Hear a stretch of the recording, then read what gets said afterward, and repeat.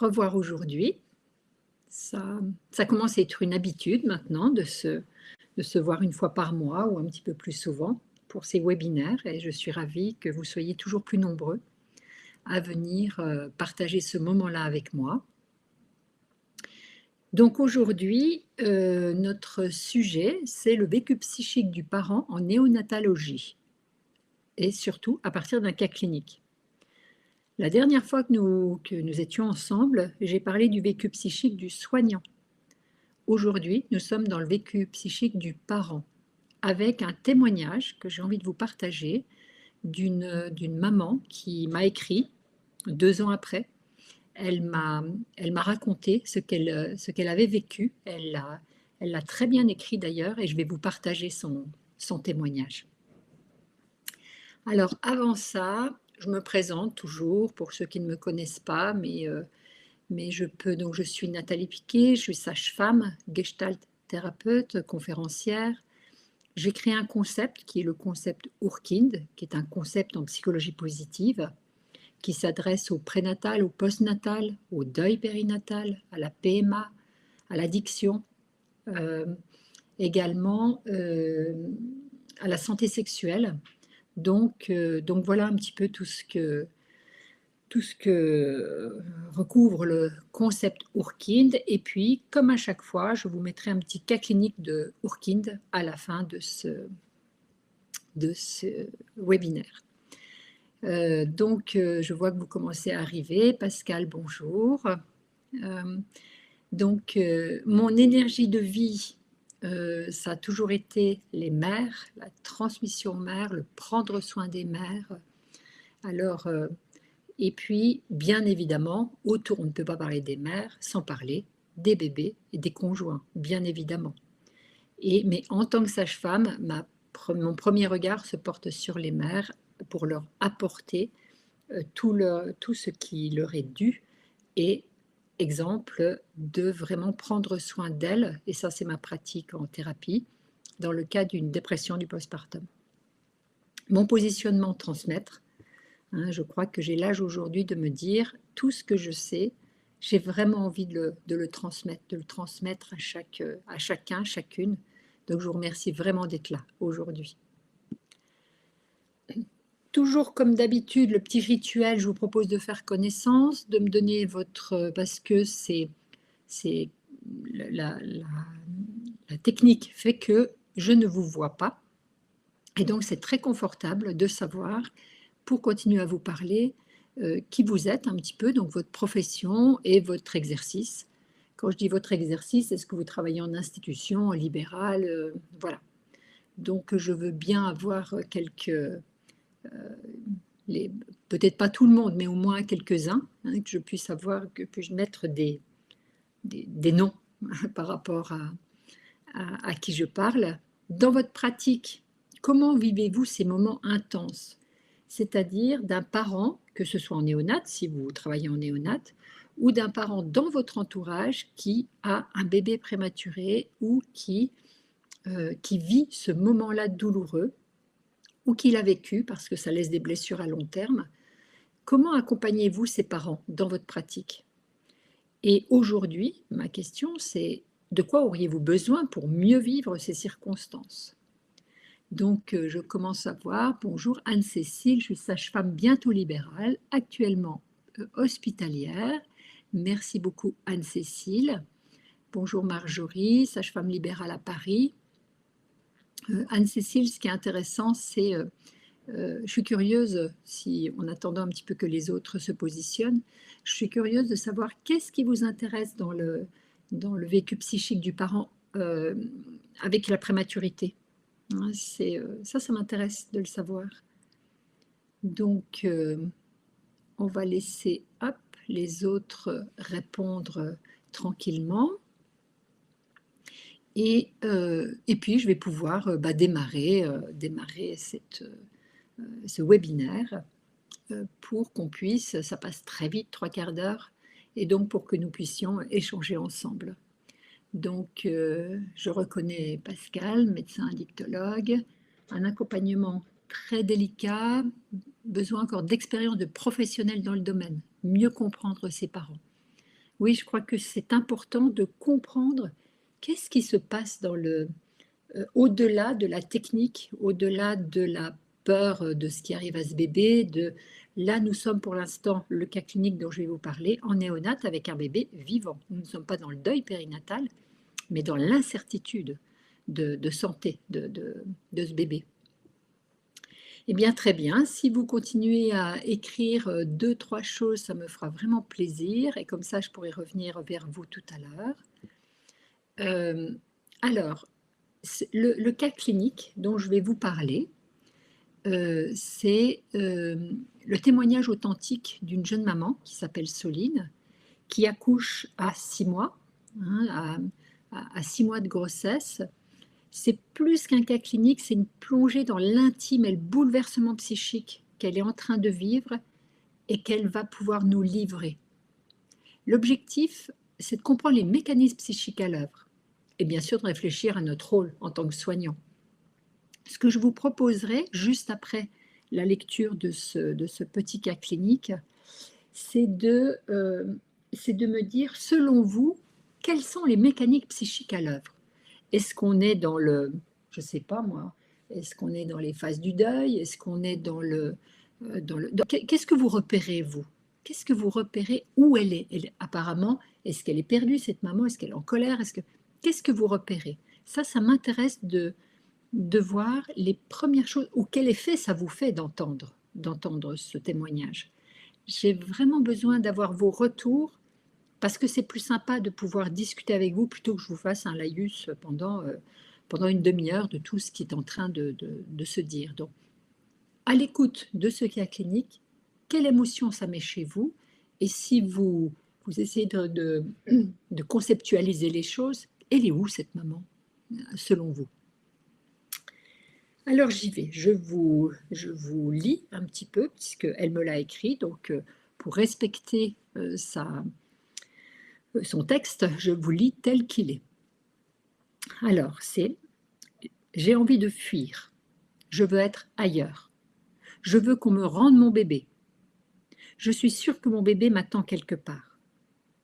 Je n'ai rien à voir avec la petite chose déshumanisée qui gît à l'intérieur de cette boîte en verre. Je veux retrouver la petite fille que j'ai aperçue en salle d'accouchement, celle qui ressemble tant à son papa, celle pour qui j'ai fondu d'amour. Je veux partir d'ici, je veux m'échapper. Cette pièce m'étouffe. » Les jours passent. Chaque blouse se présente, me parle gentiment. Je n'arrive pas à comprendre qui est qui et ce qu'il me raconte. Des bip-bip retentissent dans l'air sans interruption, des tuyaux serpentent autour de la petite chose. Moi, j'ai posé mes deux mains sur mon ventre, je sens mon bébé bouger en moi, je suis ailleurs. Tout ce spectacle n'est qu'un rêve monstrueux. Les semaines passent. Chaque jour, je suis là. Je regarde la petite chose avec attention. Aujourd'hui, nous sommes là ensemble face au médecin. Chaque mot est posé avec une douce lenteur. Soudain, la femme savante prononce ce prénom, Madeleine. Le prénom de ma grand-mère envahit soudain mon cœur, mon âme. Une odeur merveilleuse de tarte aux pommes emplit mes narines. Et c'est l'électrochoc. La petite chose se transforme sous mes yeux, prend forme, s'anime. J'ai une fille. Elle s'appelle Madeleine. Dites-moi Ouais, c'est chouette ce que je vois un petit peu. Donc, Pascal, oui, c'est un magma d'émotions, hein, mais qui s'exprime, c'est très froid au départ. Tristesse, colère, impuissance. D'autres choses que ça vous évoque? Voilà, des choses qui vous parlent par rapport à ce témoignage qui m'a profondément touchée, ce témoignage. Est-ce qu'il y a des... Alors, si j'avance un petit peu, bien sûr, il y a toute l'émotion que ça peut nous donner en tant que soignant. Mais là, si on essaie de théoriser pour savoir où se trouve, puis déjà un attachement extrême au bébé. Hein, alors, je suis d'accord avec vous, Pascal, il y a un attachement au bébé, et dans un premier temps, il n'y a pas d'attachement à la petite chose. C'est comme si la petite chose déshumanisée et le bébé, c'était deux choses complètement différentes. Hein, et donc, là, on est dans la rupture brutale des fantasmes de grossesse. C'est-à-dire que le ventre rond, elle est dans le deuil de sa grossesse. Merci Marjorie. On est dans les phases du deuil. Pour l'instant, on est dans le déni. Au tout début, on est dans le déni. Et qu'est-ce qui fait? C'est cette rupture brutale de cette fin de grossesse, de ces 3 derniers mois de grossesse. Pas de ventre rond, pas de douceur de l'attente. Et puis les regards valorisants disparaissent. C'est étonnant, mais je l'ai beaucoup entendu, ça. Excusez-moi, je fais une petite aparté. C'est les femmes qui m'ont dit que pendant le Covid, elles avaient été obligées de rester chez elles, les femmes enceintes, et que les 3 derniers mois, elles avaient été privées des regards valorisants, de pouvoir montrer son ventre de femme enceinte, pas toutes, mais certaines, et que ce regard qui est dire dans la plénitude de ma grossesse, je le montre au monde. Et pendant le Covid, elles n'ont pas pu. Là, c'est le cas. C'est le cas de cette femme. Elle sera privée de ses regards valorisants. Elle est dans un no man's land psychique. C'est un chaos technologique autour d'elle, les bip-bip, les choses, versus le rêve maternel. Elle ne peut pas le rêver, son bébé. Hein, c'est ce bébé qu'elle avait imaginé, rêvé, habillé, tricoté. Elle n'a pas eu le temps de le tricoter, son bébé. Hein, il y a la violence du choc et il y a de la technologie qui arrive par rapport à à son imaginaire. Et c'est pour ça que ça donne un sentiment d'irréalité. Tout ce spectacle n'est qu'un rêve monstrueux. Qu'est-ce que j'ai voulu vous noter? J'ai pris quelques notes. Et le choc de l'irréalité, elle est entre fuite et sidération. Elle décrit un sentiment d'irréalité glaçante. Tout ce spectacle n'est qu'un rêve monstrueux. L'enfant qu'elle a porté et idéalisé pendant 6 mois a disparu et on lui impose un être médicalisé, une chose déshumanisée, entourée de machines de tuyaux. Et ça, le contraste viennent heurter violemment son imaginaire maternel. Là, on a une dissonance tellement intense que pour être intégrée, ça déclenche un mécanisme de protection dissociatif. Elle sent son bébé bouger dans son ventre. Elle est ailleurs, comme elle nous le dit. Elle a aperçu une petite fille, quelque peu son visage en salle de naissance. C'est ce bébé-là qu'elle veut, qu'elle aime. Cette petite chose, elle ne sait pas quoi en faire. C'est vraiment, il n'y a aucun échange de regard fondateur aussi pour la consacrer mère par rapport à ce tout petit.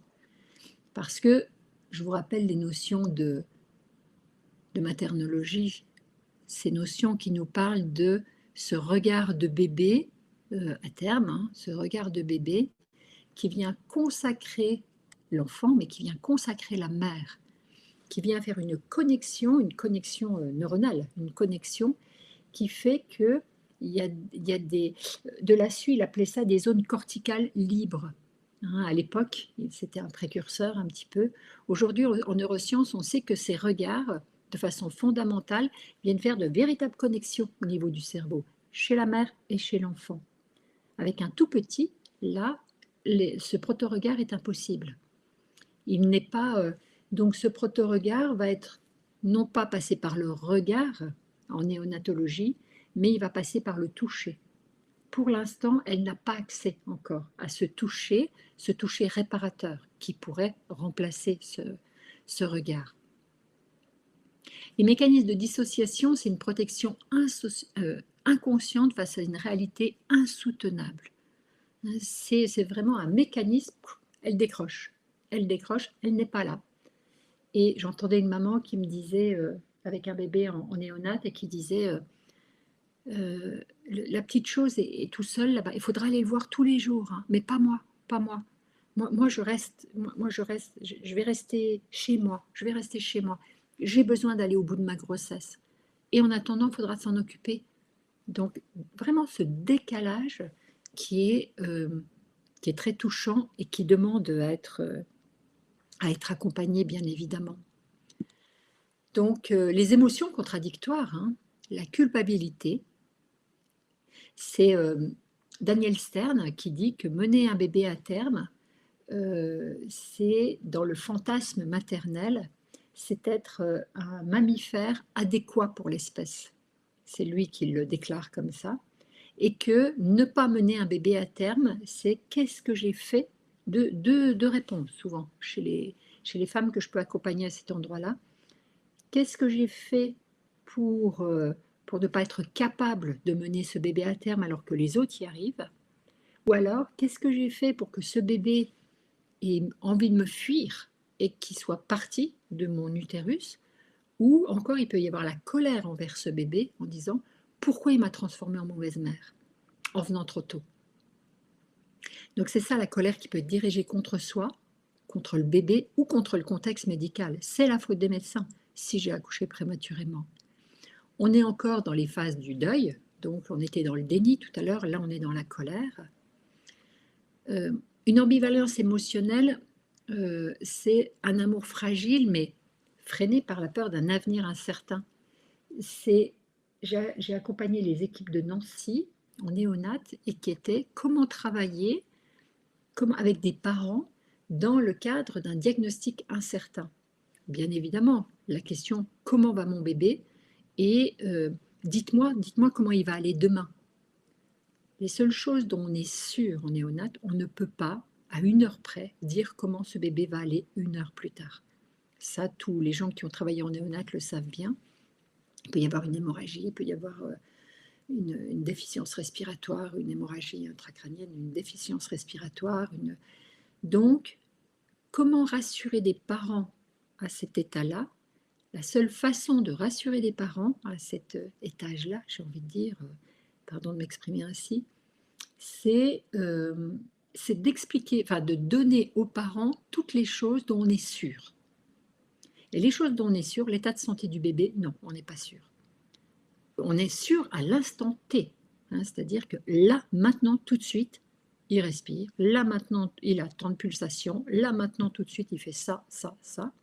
Et puis, il y a d'autres choses dont on est sûr. C'est que je m'appelle Nathalie, je suis sage-femme, je serai là demain, et je serai là jeudi prochain, et je serai là. Les horaires, vous pouvez venir, c'est comme ça, comme ça, comme ça.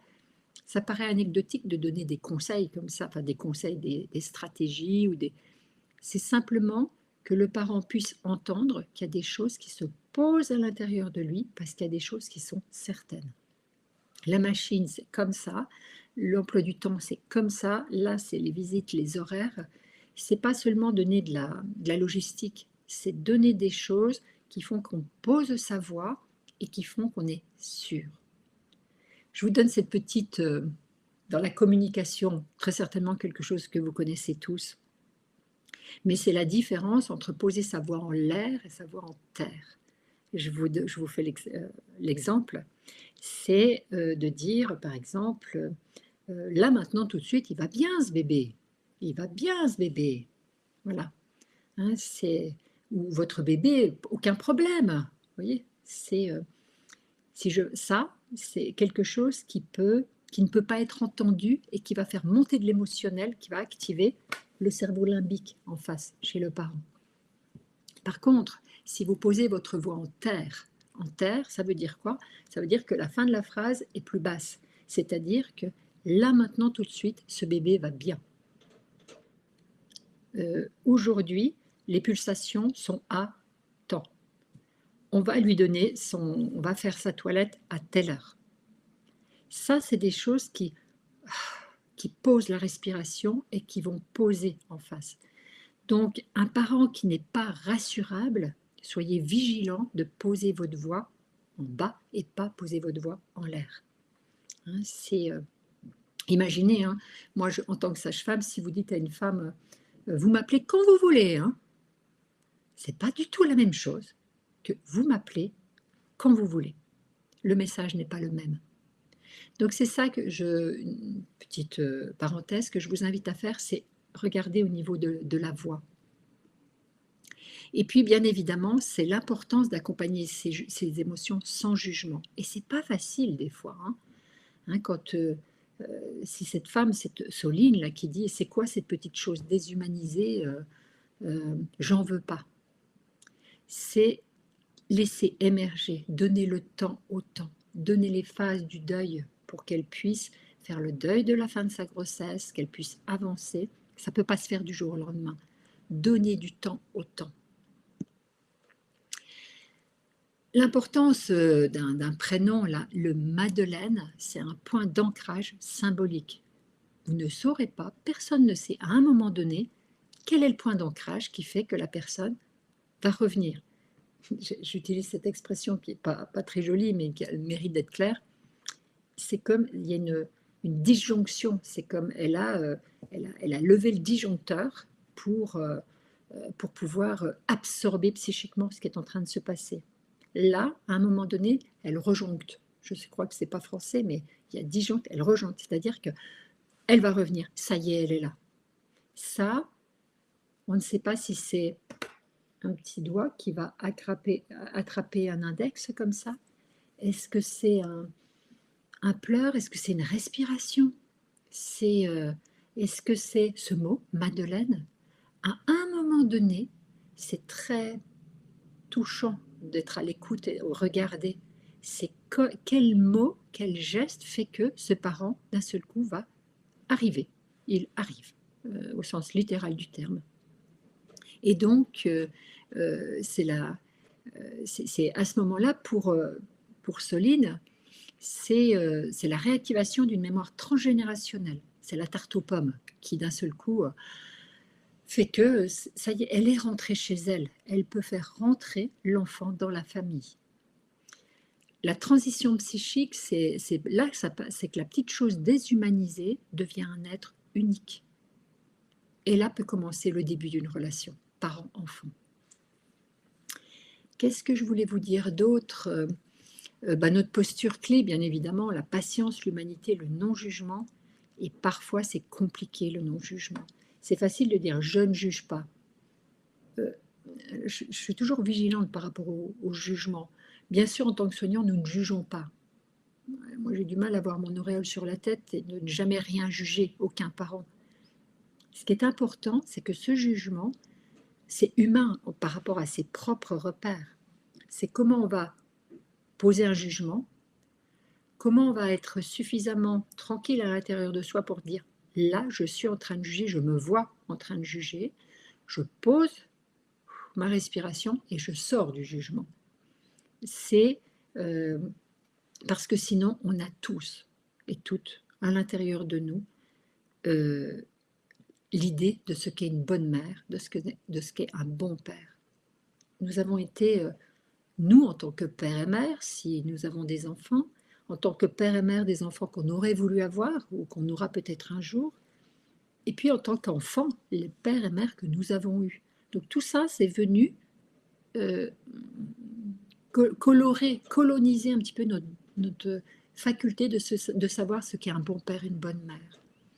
Et si bien que si la personne qui est en face est en adéquation avec nos valeurs, ça ne va pas poser de problème.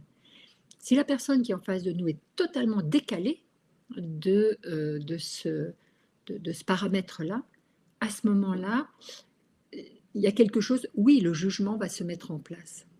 Et l'idée, c'est de dire, oui, ça vient tamponner mes valeurs. Et alors, à partir du moment où je peux me poser, je vais pouvoir écouter le monde de l'autre. Mais c'est pas si simple que ça de se rendre compte qu'on est à cet endroit-là dans le jugement. Il faut bien savoir que, bien sûr, chaque geste, chaque mot, mais chacun de nos silences contribue à la reconstruction psychique. Une respiration, un temps de respiration. Là, on n'est pas dans le savoir-faire. Être épaule contre épaule avec une maman, juste avec les mains autour de ce tout petit, même si on ne fait rien. Hein. Être le temps, vous savez très bien tous hein, que le temps s'arrête en néonate. Les minutes, chaque seconde compte. Hein, et, et là, ces temps de silence sont fondamentaux. C'est valoriser la compétence parentale, mais ça, vous savez tous le faire, quoi, ce qu'on appelle l'empowerment. J'aime bien, les Québécois, ils disent, c'est la capacitation. C'est la capacité, c'est rendre le parent capable d'eux. Et bien évidemment, pour les rendre capables d'eux, hein, c'est mon outil préféré qui est Urkind, hein, bien évidemment, c'est s'appuyer sur l'énergie de ce qui va bien pour mettre l'énergie de ce qui va bien à disposition de ce qui va moins bien. Qu'est-ce que je veux vous dire d'autre? Une chose avant de passer à ça, est-ce que ce que je suis en train de dire, ça fait beaucoup de choses, beaucoup de mots, peut-être j'en ai beaucoup, mais je voudrais tellement vous dire 2 choses en 3 quarts d'heure. Est-ce qu'il y a des questions qui vous viennent? Est-ce que vous êtes d'accord avec ce que je dis? Est-ce que vous avez, vous, une vision différente des choses? Ça, ce serait intéressant, je serais heureuse de le voir si vous pouvez me l'écrire dans le chat, pour que je me sente un peu moins toute seule. Et puis, pour savoir si, bien sûr, vous êtes toujours là. Donc, là, je regarde un petit peu s'il y a des choses qui s'écrivent. Et puis sinon, c'est jamais facile hein, d'écrire sur un écran, sur un chat comme ça. Ce que je voulais vous montrer également, c'est bien évidemment cet outil qui m'est cher, hein, qui est la cartographie Urkind. À quoi elle sert cette cartographie Urkind? C'est de mettre ensemble tous les éléments du ressenti du parent et de les mettre vraiment, de les visualiser et de regarder le côté holistique des choses. Donc, ici, pour celles qui connaissent et puis pour celles qui connaissent un petit peu moins, en jaune, nous avons toute l'énergie disponible du parent. En violet, nous avons les endroits où c'est des endroits qui lui prennent de l'énergie, des endroits qui lui font peur, des endroits qui lui prennent sa disponibilité. Donc, voilà ce qui se joue ici. Et on a demandé à cette femme, dans ce cas clinique, là, si vraiment tout va bien la question qu'on lui pose vraiment la met dans du grand soleil, c'est 1. Si ça la met dans quelque chose de très nuageux, de très compliqué, à ce moment-là, c'est 5. Donc voilà ce cas clinique.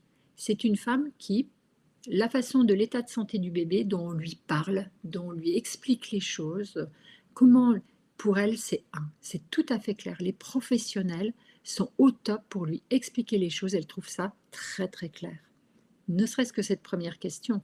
Des fois, on a l'impression d'être clair, mais le ressenti du parent sur cette femme-là, hein, c'est que, oui, tout ce qu'on lui explique, c'est vraiment clair et ça la sécurise. Par contre, c'est 5 au niveau des appareillages. Elle n'y comprend rien, tous ces bip-bip. Elle est, je dirais pas terrorisée par tous ces bip-bip, mais elle ne comprend pas, elle fonctionne. Ça fait 10 fois qu'on lui explique. Elle n'est pas dans le cortical, elle est dans le limbique, dans l'émotionnel. Elle ne comprend pas et donc il va falloir prendre soin d'elle à cet endroit-là et c'est pas la peine de lui expliquer de façon factuelle, c'est peut-être de lui faire toucher, de lui faire sentir, de lui faire écouter, mais la théorie de comment ça marche, elle ne peut pas l'entendre et c'est du gros orage pour elle. Pour autant, elle a confiance dans la situation. Elle croit dans son bébé, c'est grand soleil. Mon bébé va s'en sortir, je le sais, j'ai confiance en lui. Et elle lui dit à son bébé. Cette femme à qui on posait la question, là, on lui a posé la question de son état de santé. Elle a eu un bug, elle a dit c'est étonnant, je ne m'étais jamais posé la question, mais jamais personne ne me l'a demandé. C'est-à-dire ce qui préoccupe, c'est le bébé, mais moi, c'est important comment je me sens. Et quand elle a réfléchi, elle dit: «Mais je me sens, je ne dors pas, je ne mange pas, je suis épuisée. Il y a le premier qui est à la maison qui fait» elle dit: «C'est, non, là, j'en prends conscience en vous le disant, je vais vraiment pas bien» et je ne le savais pas, c'est quand vous me posez la question. Comme elle a confiance en la situation, c'est facile de communiquer avec son bébé. Donc la communication avec son bébé, c'est très, très chouette, hein, donc et ça se fait de façon très intime, ce qu'elle décrira après. C'est elle dit: «Pour communiquer avec mon bébé, j'attends que les autres soient partis, je le montre à personne». Donc de l'extérieur, on pourrait se dire: «Elle communique pas trop avec son bébé, hein». Si, si, elle le fait, mais elle ne veut pas le faire sous les regards. La toilette de bébé, ça la terrorise. Ça, c'est quelque chose qui lui fait très, très peur. C'est ce qu'elle met en 5. L'alimentation du bébé, alors pour ça, c'est évident pour elle. Elle le dit: «Je suis une bonne mère à cet endroit-là. Je ne l'ai pas nourrie dans mon ventre, mais dehors, je sais la nourrir, ma fille». Le pot à pot, c'est pareil, c'est une vraie histoire. Elle dit: «Le pot à pot, je remets mon bébé dans mon t-shirt, en fait, je le remets dans mon ventre et chaque fois qu'il est en pot à pot, je finis un petit bout de la grossesse». Mais ça, je l'ai dit à personne parce que franchement, c'est pas ça les ils ont pas besoin de savoir ça. La matrice de soutien, c'est une femme qui est très bien entourée parce qu'elle nous le dit, hein. C'est pas la même chose quand on a une matrice de soutien à 5, ça veut dire que c'est une matrice de soutien qui serait gros orage, ce serait une femme qui finit sa grossesse vraiment toute seule. Tandis que là, hop, là, il y a beaucoup de il y a de la compétence affective derrière. Parents, grands-parents, frères, sœurs, il y a beaucoup de monde là, derrière. Et puis le retour à la maison, bon, c'est pas super, super, mais c'est pas tranquille, c'est pas grand soleil, mais c'est pas 5 non plus. Donc c'est encore un petit peu en insécurité. Je pense que ce qui la met en insécurité quand on la questionnera après, c'est la toilette du bébé. Elle dit: «Je ne saurais jamais lui donner le bain» et puis, et elle dit: «Et je suis tellement fatiguée, comment je vais y arriver?» C'est ça qui la met en stress par rapport au retour à la maison. Et ce n'est pas du tout, le fait qu'elle ait pas confiance ou qu'elle ait peur, non, c'est son état de santé et la toilette du bébé. D'où l'intérêt de voir tout ensemble, hein, de voir, là, on a ici 68 d'énergie qui est calculée. Le petit logiciel, quand vous faites cette cartographie, hein, le petit logiciel nous dit 68. On sait, nous, de notre, que ce soit pendant la grossesse, que ce soit en PMA, que ce soit en postnatal, que ce soit on sait que les femmes qui sont au-dessus de 60 sont des femmes qui sont rassurables, des femmes qui vont faire ça. En dessous de 60 on sait que c'est des femmes qui ont vraiment besoin, d'être accompagnées. Elles n'ont pas suffisamment d'énergie pour mettre en place une stratégie avec leur bébé. À 34 on en a certaines à 34 à 34 elles sont, sous l'eau.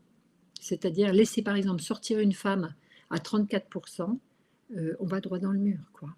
D'où l'intérêt de pouvoir avoir ce regard de quelle énergie cette femme dispose. Et là, donc là, j'ai le parent, la maman est très attentive de par sa sensibilité au discours, à l'attitude de l'accompagnant, même si elle ne le montre pas en raison de ses émotions ou de sa sidération. Oui, elle est vraiment, elle regarde autour d'elle. Merci Pascal, elle regarde. Là, j'ai envie de vous poser une question par rapport à tout ça, à tout ce que je viens de vous dire. Et j'aimerais bien, si vous pouvez vraiment prendre quelques secondes, selon vous, par rapport à l'accompagnement oui, et puis merci Véronique, ça doit être tellement rassurant pour elle de voir qu'elle a des ressources. Bien évidemment, quand si elle vous présente, je n'y comprends rien dans les appareils et j'ai très très peur qu'il puisse pas respirer sans. Je ne sais pas lui donner sa toilette et c'est pas et je suis épuisée. Ça donne pas le même discours. Là, on la voit en creux. Alors que cette ce radar-là la montre en relief. On voit ce qui va pas, là, là, là et là. Bien sûr qu'on voit, mais par contre, on voit tout ce qui va bien. Tout ce qui va bien est vraiment, ici. Nous le voyons, mais elle le voit aussi. En disant: «Bien évidemment qu'il y a des points, mais tout le reste, regardez tout ce qui va bien chez vous». Là, tiens, simplement, on est à 1, c'est grand soleil, 2, c'est soleil mitigé. Comment on pourrait faire pour passer de soleil mitigé à grand soleil? Comment on pourrait faire? Pourrait faire pour avoir encore plus de jaune dans ce qui va bien? Et plutôt que de travailler tout de suite sur ce qui ne va pas, regardez déjà et valorisez tout ce qui va bien. Et si je dis à cette maman, je vois que vous comprenez que vous êtes en bon lien avec l'équipe, ça c'est génial, on est content de pouvoir avoir ce lien avec vous. Et puis, qu'est-ce qu'il a de la chance ce bébé que vous ayez autant confiance en lui, c'est génial. Et puis alors vous êtes une maman incroyable pour communiquer avec votre bébé. Au niveau de l'alimentation, c'est, on a des mamans qui s'occupent bien de leur bébé, mais vous êtes au top, hein. Et en peau à peau, vous faites plaisir à voir quand vous êtes en peau à peau. Vous êtes vraiment génial, quoi. Et puis, vous pouvez me dire, c'est qui tous ces gens matrices de soutien là qui sont autour de vous? Il y a votre grand-mère, il y a votre mère, racontez-moi, comment ils l'attendent ce bébé-là? Et quand on va faire monter et on va voir un sourire sur sa face et qui va dire, eh ben, il y a ça, oh, je suis contente, elle va repartir en étant la meilleure mère du monde.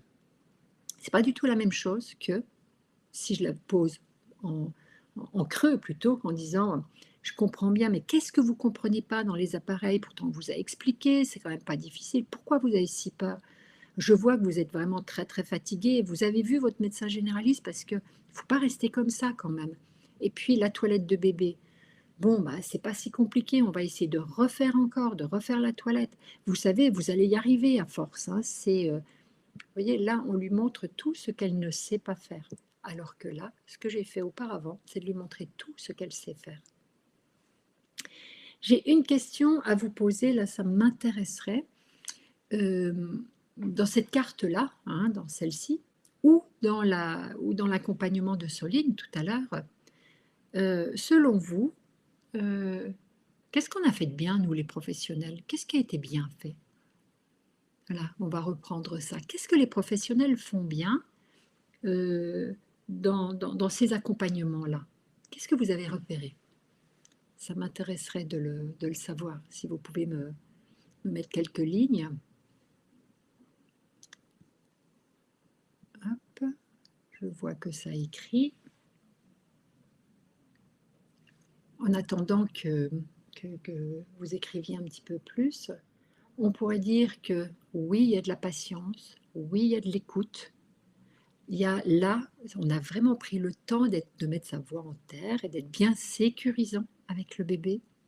Là, pour qu'elle ait confiance en la situation, ça veut dire qu'elle lie aussi la confiance dans le regard des soignants.